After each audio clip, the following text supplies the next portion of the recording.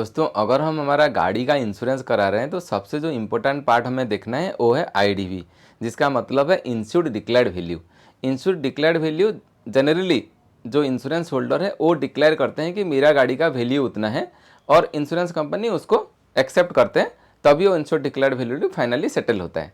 लेकिन उसके लिए भी कुछ रूल्स हैं, वो रूल्स को फॉलो करना पड़ता है जब भी कोई गाड़ी का इंश्योर्ड डिक्लेयर्ड वैल्यू डिक्लेयर करना रहता है। जैसे factors affecting insured declared value, वो कार का मॉडल क्या है, कितना सीसी का है, कितना एक्स शोरूम प्राइस है, एज अभी कितना है, उसी के हिसाब से डिसाइड होता है insured declared value. IDV calculate होता है total ex showroom price minus depreciation plus accessories जो भी गाड़ी में लगाया है माइनस एक्सेसरीज का डेप्रिसिएशन।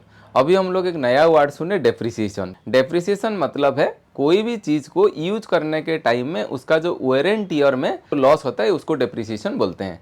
जैसे कोई अगर गाड़ी हम लोग आज खरीदे और 6 महीना बाद उसको मार्केट में बेचने जाएंगे तो उससे कम प्राइस में जाएगा, क्योंकि वो जो 6 महीना में हम लोगों ने गाड़ी को ड्राइव किया और लेके अपना घर में रखा, उसमें डेप्रिसिएशन हुआ है वो गाड़ी का। जब भी कोई क्लेम आता है तो इंश्योरेंस कंपनी पहले देखता है कि आईडीवी कितना है, क्योंकि आईडीवी जो है वो मैक्सिमम क्लेमेबल अमाउंट है। जैसे अगर गाड़ी का टोटल लॉस हो जाता है तो उतना ही रुपया मिलेगा, आईडीवी जितना होगा, और गाड़ी अगर थेफ्ट भी हो जाता है तो आईडीवी के अमाउंट का बराबर रुपीस ही इंश्योरेंस होल्डर को मिलेगा। पार्शियल डैमेज में कैसा होता है, मैक्सिमम लिमिट आईडीवी है, लेकिन अगर कम खर्चा हुआ तो उतना ही मिलेगा। दोस्तों, जब भी हम गाड़ी खरीदते हैं, खरीदते ही डेप्रिसिएशन 5% हो जाता है, जबकि शोरूम से गाड़ी निकल जाता है। इसीलिए जब हम पहला इंश्योरेंस लेते हैं, हमारा एक्स शोरूम प्राइस -5% डिडक्ट होके वो हमारा आईडीवी होता है।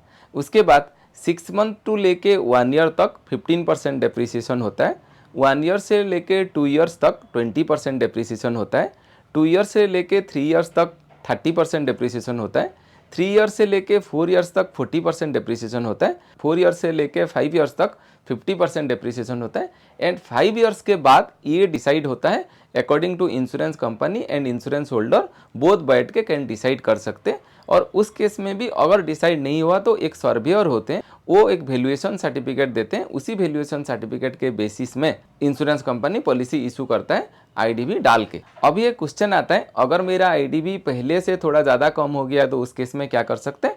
उस केस में भी अगर आपका ज़्यादा कम हो गया, नियम के हिसाब से नहीं जाके उससे ज़्यादा, तो आप इंश्योरेंस कंपनी को एक वैल्यूएशन सर्टिफिकेट दे के बोल सकते हैं कि मेरा गाड़ी का वैल्यूएशन पिछले इंश्योरेंस कंपनी में बहुत ज़्यादा कम हो गया था, लेकिन इंश्योरेंस वैल्यू यही होना चाहिए, अंडर द रूल होना चाहिए।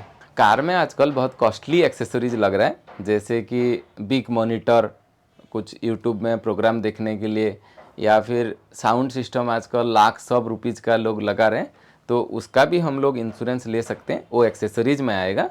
वो भी हर साल कैसे होगा, एक्सेसरीज का जो प्राइस रहेगा और उसके बाद हर साल उसका जो डेप्रिसिएशन कटता जाएगा, और वो वैल्यू हम इंक्लूड कर सकते हैं एक्स शोरूम प्राइस के साथ माइनस डेप्रिसिएशन के साथ।